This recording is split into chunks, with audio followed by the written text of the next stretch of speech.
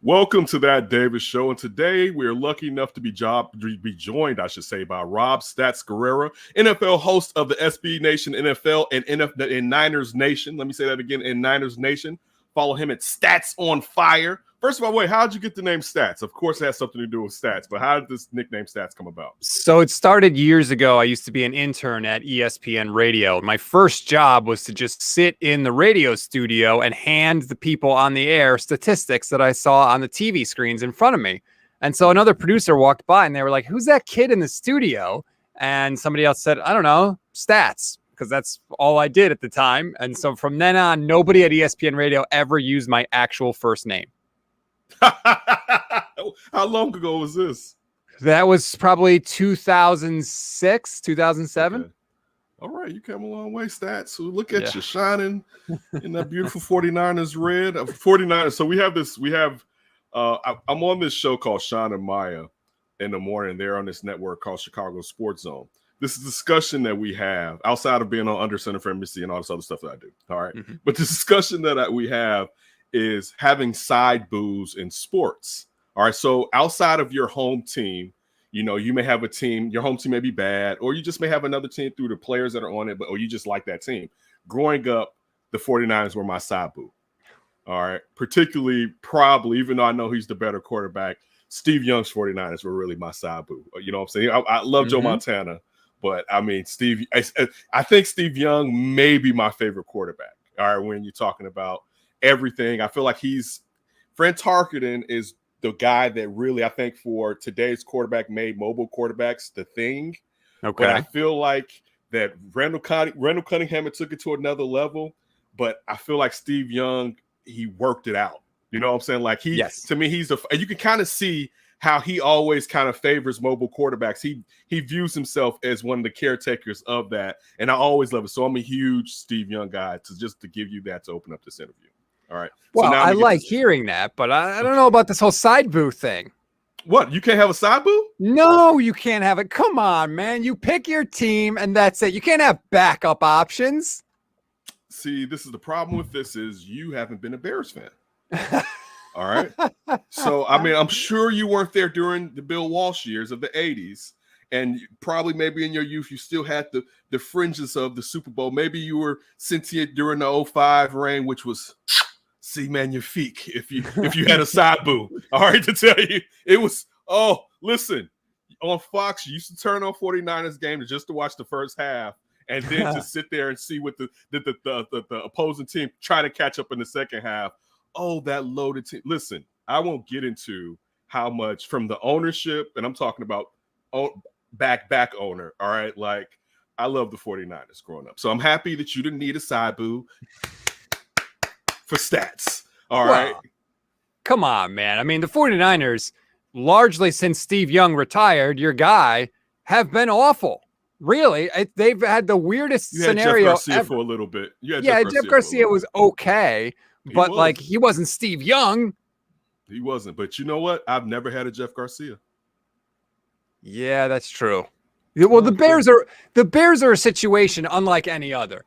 They've had maybe one franchise quarterback in their entire history ever. That's unbelievable. It's an outlier. It shouldn't happen. It shouldn't. Like you can rank on the Cleveland Browns, but you can at least name 3 franchise quarterbacks that they've had. You know what I'm saying? Like for real. Like we've had one guy from 70 years ago, but we'll get into the Bears. I want to get into the 49ers. And in your opinion, with last year and all those injuries, I know teams usually say, you know what, that was last year, and they don't expect that to trend this year. What's the fear that's the need? Just all these injuries. You had 13 guys not start. It's a preseason game, but you had 13 starters, I should say, that didn't play in this preseason game. What's the fear? Because one thing here, talking about here, like in Chicago, when things like that happen, particularly like with the Chicago Bulls, one of the first questions is, what's going on with the training staff? Why are all these guys hurt? So what are the expectations as far as health this season? Is it just one of those, listen, that was a bad stretch of luck, or is it we really need to try to change something to figure out why all these guys got hurt last season? Well, the problem is they've changed the training staff a couple of years ago, and it hasn't helped. You mentioned last year they were the most injured team in the league. 2019, they were the 6th most injured team in the league. The year before that, they were the 4th most injured team in the league. So this is not a one-year thing. And the problem for the 49ers is they keep relying on guys that have a long injury history. And unfortunately, that's still the case this year. Jimmy Garoppolo hasn't been able to get out of September in 2 out of his last 3 years. George Kittle, always banged up. I think he has 1 full season in his career. Nick Bosa, coming off a knee injury last year, obviously, but was dinged up at Ohio State. Didn't play any in the preseason in his rookie year because he was hurt. Deebo Samuel, always hurt, got hurt last Friday. We were worried he wasn't going to play in the game. Luckily, he did. He came back. Raheem Mostert, never played a full season. Always hurt. No matter where you look on the 49ers roster, they're depending on guys that have lengthy injury histories. So I'm hoping it's going to be better this year because last year was a massive wave of injuries like I've never seen before, but I don't think it's going to be great, even if it's improved. You know what? Let me ask you this. And it just occurred to me while you were saying it. Is part of the reason the style of play, it's a physical style of play. And you have one of the only coaches that can make running the football sexy. And so you get a lot of times where a Kittle and a Deebo Samuels may sit there and they could be blocking downfield. It's just a physical style of play. And is that taken into consideration on why these guys are so hurt? I think it has to be part of it, especially Deebo and Kittle. Like, they are constantly looking to smash into other people. That takes a toll. I don't care how big and tough you are. But the other thing is, hurt guys get hurt. And that's just what happens. And they keep bringing these guys back. And even like a guy like D Ford, they rolled the dice on D Ford. They got him from Kansas City. The reason Kansas City made him available was because they knew that he couldn't stay healthy and on the field. And obviously the 49ers knew that too, but they were in a position where the roster was so barren. They needed talent so desperately that they had to take some risks on some guys with some injury histories. And so that's kind of what they've done. Now they're at a point where their roster is stronger. And if you go back and look at like the last 2 draft classes of all the guys they brought in, I think they played like 95% of their possible college snaps. So they're putting a focus now on bringing on guys that don't get hurt, but primarily the foundation of this team are guys with injury histories. And that's what hurt guys do. They get hurt. That's true. That's facts. It's a good one. I'm going to use that one. You brought him up. I was going to ask you next about D Ford and the sunken cost of his contract. What are the expectations with him? Just reading up on it, they don't even really know what part of his back is really the issue. It seems like it's moving around. I believe I saw Kyle Shanahan say, and it makes me think about how much can you get out of Samson? Let me see, Ubakam. I butchered that. But out on the opposite side of Nick Bosa, with Nick Bosa coming back from injury, like what's the expectations of that front seven with so many of these guys nicked up, and that being key to this team being excelling and trying to get back to contending for a Super Bowl? So D Ford, I've never seen anything like this. If you talked to me last season, I would have said, not only is D Ford not going to be able to contribute, he's going to have to retire. It was a neck injury. It was a back injury. There's never been a back injury in the history of sports that has gotten better, I feel like. Once you have a back, it just gets worse and worse and worse. So if you had asked me then, I would have said he's done. Now, I don't know how this is happening, but D Ford is back on the field. He's running around. He's flying around. He's looking good.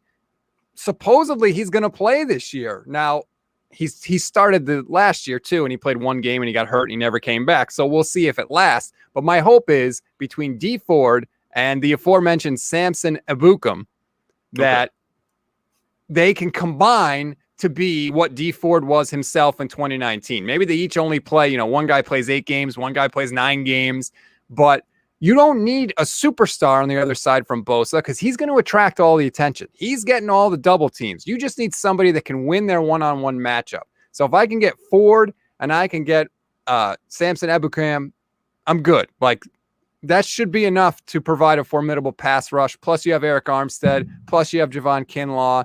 Plus, you have a bunch of other depth pieces on the front for the 49ers. I think that is the deepest part of their team is their defensive line. Look, it's funny you bring up the backs don't get well. We've been echoing that here with rookie Tevin Jenkins. that, like, he may have a good career, but backs, especially talking about linemen, you're engaged, you're locked up. Backs do not improve. I want to go a little bit further away from the line. I know that the 49ers I think George Kittle may be the best tight end in football right now. I mean, because I think from the blocking standpoint compared to Kelsey, I kind of lean towards that, even though you brought up the fact that he's been hurt. I know you guys have George Kittle, who's phenomenal, and you have Jalen Hurd, who, had one game in 2019, and Juwan Jenkins, a couple of names that outside of St. Clair and the Bay Area, I don't know if too many people know of. But one of the things in this offense that's always stuck out to me is why isn't John Lynch and Kyle Shanahan getting large catch radius guys in this offense, especially with the guy initially, and we'll get to Trey Lance later, but with like Jimmy Garoppolo, who it could benefit having a couple 6'2", 6'3" guys that can necessarily make up for mistakes when it comes to accuracy. Like where's the draft equity or just in free agency going for a quote unquote stud that's a big receiver? Well, I agree with you. They could use that. Their biggest receiver last year was Kendrick Bourne, who was not exactly a giant. He just was the tallest of the 49ers guys. In terms of catch radius, they think Brandon Ayuk is that guy. He's got 33.5-inch arms. They think that when they look at him, that's sort of the guy that they project him to be. They think he's going to be their clear number one wide receiver this year. And that God knows they're going to need it, because between Trey Lance and Jimmy Garoppolo, I mean, even last night, some of those balls, they're putting that catch radius to the test. Let me tell you, it's not always right on the money. Yeah. So that they think that Ayuk is that guy. But I mean, the receiver depth for the Niners is a bit of an issue. I mean, they're going to have to depend on Deebo Samuel, who's always hurt, like I talked about. Trent Sherfield has seemingly come out of nowhere this preseason, who looks really, really good. But again, a lot of guys look good in preseason. We'll see if that carries over. Now I think in this offense, they can get by with a third wide receiver who's, just okay. But it's not exactly the deepest position for the 49ers. I think that's one of the spots where you're kind of depending on Kyle Shanahan to just kind of scheme it open. Like, we're going to lean on you a little bit. This is supposed to be your area. You might have to work with some receivers that aren't necessarily the elite of the elite. I'm envious. How is it to have a head coach and a play caller like Kyle Shanahan? It seems marvelous. There are some plays where I'm just like, my goodness, it looks like a Madden, like there's a game glitch and this guy is wide open. And you wouldn't know it necessarily sometimes because the 49ers quarterback play between Jimmy Garoppolo, Nick Mullins, and CJ Beathard has been horrendous at times, but they only look as good as they have looked in certain moments because of Kyle Shanahan. Like you said, he makes the running game look sexy. He's a mad scientist, and It's a blessing. And I know that his record doesn't reflect it, but I'm telling you, it's amazing when you go back, especially when you rewatch the games later and you see like what he actually did and how badly he fools the defense sometimes. It's incredible. I think I would only probably put Andy Reid above him, and that's due to Andy Reid's years of experience. I place him above Sean Payton. I think Kyle Shanahan is ridiculous. It's just he is, and I mean he's ridiculous. I mean, people don't understand when I say making running sexy. We have the problem here where our head coach / play caller wants to prove his intelligence through the air, which a lot of guys do. You want to passing is the thing, but when you can you guys can. It's kind of like his father as far as his zone blocking scheme, where it's like, hey, just throw anybody back there, he's going to get 1,000 yards. Like, you guys, your Mostert could go down. Here goes some dude that was just on the pier, basically. Just come back and get behind this line, and the next thing you know, this guy just rushed for 150 yards in this game. I'm totally envious of having a play caller and a mind like Kyle Shanahan. That's a guy, I don't care what happens, and I'm not dissing John Lynch. You better not let that one go. Hold on to Kyle Shanahan, because you're going to regret. You're not going to find another Kyle Shanahan just sticking up from anywhere. That's a special guy right there. I totally agree with you. They won an NFC Championship game where their quarterback threw 8 passes, not completed. He only completed 6. He threw 8. Dude, it's crazy. I'm tired of waxing poetic about Kyle Shanahan. What were your thoughts when you found out that the 49ers moved up to number 3 in this past draft? I will never forget it. I was picking up my son from school, and I had said all year on Niners podcast, starting basically in December, I was telling people this offseason is going to be incredible because it has the potential for you to hear a noise on your phone, pick up your phone and say, oh, bleep, I can't believe that just happened. And I'm in the pickup line at my son's school, and my phone beeps, and I pick it up, and I see Adam Schefter. 49ers have traded up with the Dolphins for the number 3 pick, and I started screaming in the car. Like, the teachers that are at the school are looking at this parent like, what is wrong with this human? I'm screaming looking at my phone. I couldn't believe it. I was so pumped, and I was actually excited because I really thought deep down that the 49ers were going to draft the Bears quarterback in Justin Fields. I was convinced that that's where they were going, and I was just so happy because I knew from the second they traded up, there was no way they were getting Mac Jones. You trade up because you want a guy that can run and throw, and the only way they were going to get that is if they had traded up. And so I was ecstatic. I'll never forget that day. That David show with Rob Stats Guerrera. Follow him at Stats on Fire. Listen, I was looking at your thread, so I already know some of these answers, right? Like, I knew which way you were leaning and everything. But I had to ask you, so when it was reported that there was a chance, and this is before the trade up, of course, that the 49ers were going to bring in Matt Jones, what were your thoughts? Why? You already had Mac Jones with Jimmy Garoppolo.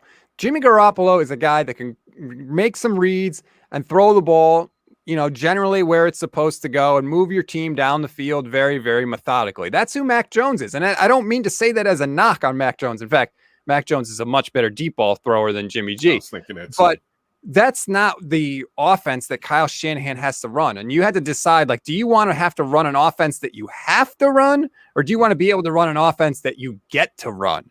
And when you have a guy with arm talent and mobility, now Kyle Shanahan can run the offense he wants to run, go crazy with the plays. So to take Mac Jones, it just felt like the only thing you would save in that case is money, because he's going to be a lot cheaper than Jimmy Garoppolo is. I never believed the Mac Jones rumors for a second. And I don't care what the national media said. Even the 49ers beat guys were talking about Mac Jones. It never made sense to me. And I'm so glad that I was proven right. Wow. I'm with you on that, because there was a fear that Mac Jones was going to land here. And mind you, I love me some Alabama, but I wasn't a Mac Jones guy. To be honest with you, I liked him, but I wasn't the biggest Tua guy, because there was flaws with Tua that I saw when it came to big time games and big time defenses. But going to Jimmy Garoppolo, still when starting since he's there, he's been 22-8. Not bad. But I have a feel. I mean, it's really good. It's really good. And regardless of his failure, he still took you to a Super Bowl. I mean, he could have won the Super Bowl. But he was on the team bus. I mean, he took the trip to the Super Bowl. He wasn't driving the bus. That's how I worded it. That's how I actually worded it. He was there for the Super Bowl. Right, yes. All right. He didn't take you. I mean, and actually, if he just made that one deep pass, the game's over. And Jimmy Garoppolo probably doesn't have to worry as much about Trey Lance. Perhaps, I'm sitting here, hindsight being 2020. How long? And I know I kind of know this already. How long do you wait before going to Trey Lance? Do you try to with the veterans that are on this team? Do you give them a chance with Jimmy, or are you just full on? We're going to go through the ups and downs of Trey Lance growing, with Trey Lance coming from such a weaker division of football. They're definitely going to be growing pains, but you would think, and we've seen it in the first 2 preseason games. Yep. You know what I'm saying? Where, I mean, all the talent is there, and we know he played in a pro style offense, but still he didn't play in the pro style offense in the pros. So like, I think you're just throw him in guy, but how would you go about bringing Trey Lance along? I guess is the question. I'm a throw him in guy. Like, when you buy a new car, you don't take it home and keep it in the garage. You drive that thing. You might sleep in it. Oh, I mean, come on. Like, if you get a Ferrari and you have a daily driver, you may just take the Ferrari out on weekends. Okay. Well, guess what? The 49ers don't have a daily driver, okay? They're driving themselves. And they spend all this money to get a new car. It doesn't make any sense to me, because you're right. Trey's going to have those growing pains. 100%. Any rookie would, especially one coming from North Dakota State. But why not have him have those growing pains in week 1 and week 2 against Detroit and Philadelphia, a pillowy soft landing for any rookie quarterback, as opposed to later in the year? I mean, week 3, they got to play Green Bay at home on Sunday Night Football. Do you really want to go through 2 weeks of Jimmy Garoppolo, then get mad and frustrated and say, oh, he's not the guy? Hey, Trey, come in on Sunday Night Football on the first home game of the year, the first home game with fans in Levi's Stadium, in a year because of COVID. That's where you want to plunk the rookie down into? Like, it just doesn't make any sense to me. Jimmy Garoppolo is the same guy he's always been. Quarterbacks don't make big jumps when they're 30 years old. It just doesn't happen. We've seen that movie, Ken. I've seen it. I know how it ends. I don't need to see it again. Trey Lance can do everything that Jimmy Garoppolo did in 2019, and he can evade the rush, and he can use his legs. You can use design runs. It doesn't make any sense to me to wait. What must be done eventually must be done immediately. Start him week 1. See, okay. If I was in your position, I'm leaning the way that you're leaning because you have Kyle Shanahan, right? Right. Like you have someone you trust to whisper in this quarterback's ear, right? I don't have that. And we'll get to my situation at the end of this interview.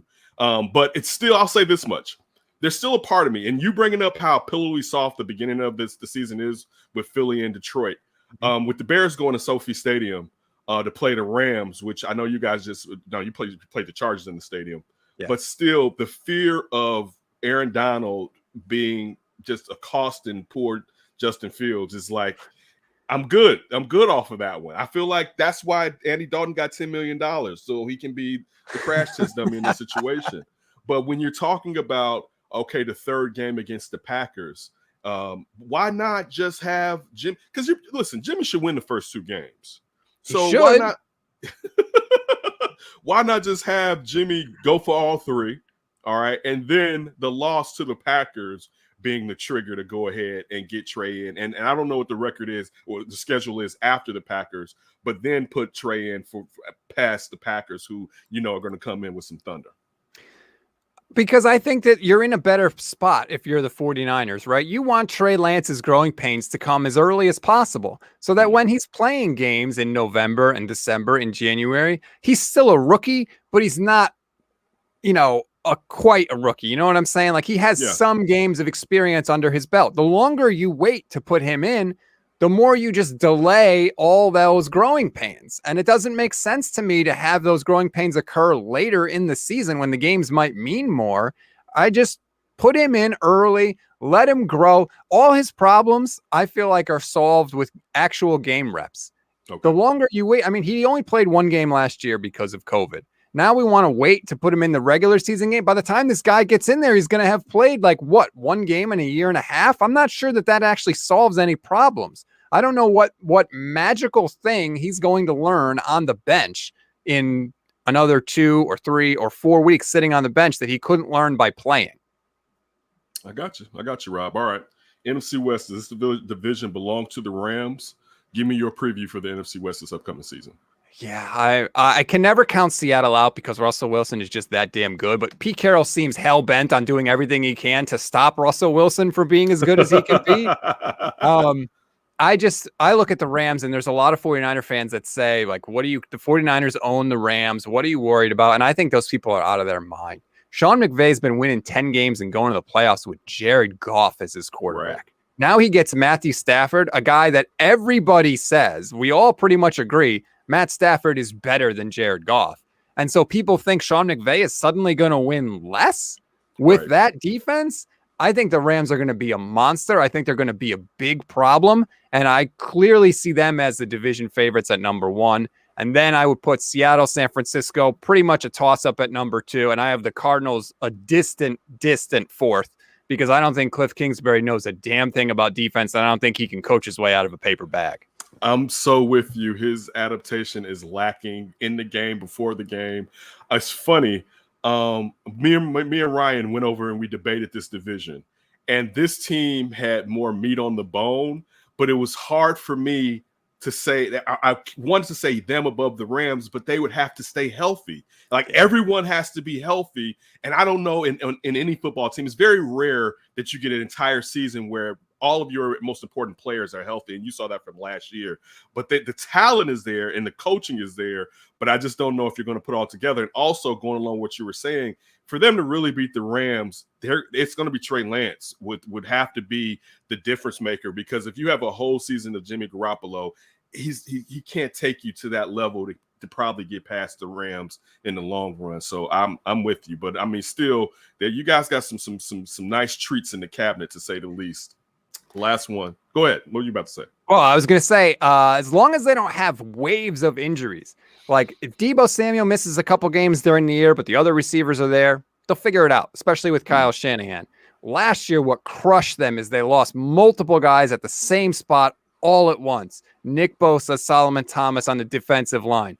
Ayuk and Deebo Samuel were out at the same time at one point last year. They had waves of injuries at the same spot, and that's what killed them. This year, as long as they don't have that, I think they'll be okay.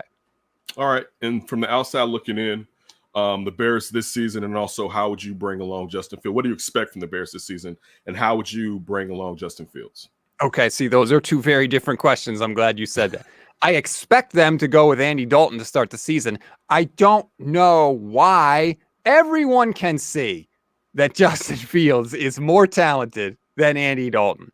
It's clear. Why can't the Bears just say, look, we never thought Justin Fields would fall to us in the draft. We really thought Andy Dalton was going to be our quarterback. We didn't think we'd have a shot at Justin Fields. Lo and behold, he fell. We jumped up. Circumstances have changed, and we have made the move now. Who's going to blame them for that? What is the ceiling of this team if Andy Dalton's the quarterback? Like, do you think they're winning a Super Bowl if they have Andy Dalton?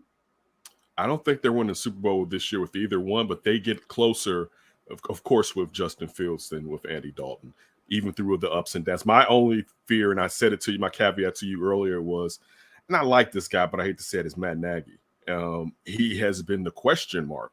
So, and you haven't seen him to have a cohesive offense. So the fear is, what bad habits may this kid pick up, particularly early.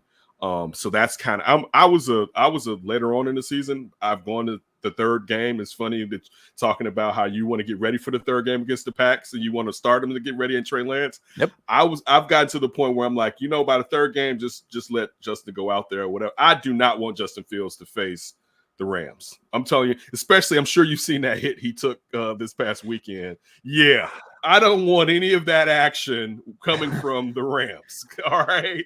But, and I hear you, I get that. But at the same time, like, those are the teams he's going to have to beat. If he's going to develop into the player that we all think he can be, he's going to have to beat them. You want the Rams saying, I don't want to have to play Justin Fields. You want to flip the script on them. And there are ways to counteract Aaron Donald. He doesn't make every single play. And Justin Fields is so fast. I did not even realize he was as fast as he is. Watching him on the field this preseason, like he's in the Lamar Jackson, like another gear, making the other players go, whoa, that guy's fast. I think you kind of have to put it on him a little bit early to protect himself because, like you said, you don't necessarily have the faith that Matt Nagy is going to put him in the best position to succeed. Yeah, and one of our guards, actually, when he was a rookie, James Daniels, played pretty well against Aaron.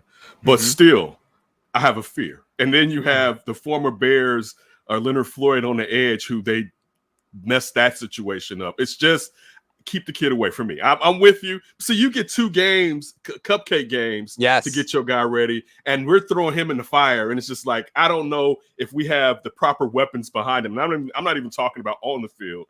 To help him is kind of the fear. And see, again, this is why when you sit there and try to complain about the years after the 49ers have won the Super Bowl and look at what we go through here in this type of, like, you have quarterbacks, all right? We've been abused. We're scared of what could happen to our quarterback because we're not used to it. I haven't seen it in my lifetime. My father hadn't seen it in his lifetime. So it's a whole different beast out here in the Midwest when it comes to under center. See, you're frightened into submission almost because you've seen how bad it can go. But, like, don't you want that to end? Haven't you suffered enough? Put Fields out there. You deserve good quarterback play. You deserve a guy that can go out there and compensate for when the perfect play isn't called or when the receiver runs maybe the wrong route or an offensive lineman gets beat. You need a guy that's going to be able to make up for that. Start Justin Fields. Otherwise, you're just guaranteeing yourself more of the same. I think we should end it on that note. That's a good one. Listen, I'm happy that we staged this intervention I'm going to spread this to other Bears fans alike. Yes. We do deserve what you just said, but it's hard, Rob. It's very hard. We've been told, listen, one day we'll have a discussion about Jay Cutler Day and the celebrations through the streets of Chicago. All right. I mean, there was a celebration. You were talking to people you did not know. Like, we got Jay. Like, that's how huge Jay Cutler being traded here was. Mm-hmm. You know what I'm saying? So and that's been one of the biggest days. And listen, my last part of that, halfway through that season with Jay Cutler, and mind you, I loved him at Vandy. I wanted Jay Cutler. I was a Jay Cutler stan. Halfway through that season, I said, oh my goodness, we got Jeff George. Right? Like, that's halfway through that season is what it was like, oh no, this isn't going to work. Right? Like, and again, I don't think that's going to happen here. And I don't think Bears fans think it's going to happen here. But it's also, you're looking at Justin Fields and you're looking at hopefully 15 years of him playing at a high level. And it's kind of like, why even rush it, particularly when we don't know the person who's supposed to help him along is going to be able to help him along. I guess it's kind of the reason for that hesitancy. But, I mean, doesn't Nagy have an incentive to play Fields? Because if he doesn't win this year, I feel like he's out. So he's got to throw Fields in there because he's his life support. He's his life preserver. Otherwise, he's getting canned. I'm with you, Rob. We will see, and I appreciate you joining us to talk about the 49ers, the NFC West, and the Chicago Bears. For everybody, make sure you check out his SB NFL Nation podcast, also Niners Nation. Follow him at Stats on Fire. Great content today, Rob. I really appreciate it. Have a terrific day, man. Oh, thank you. You too. Thanks for having me. Anytime. I look forward to talking to you down the line.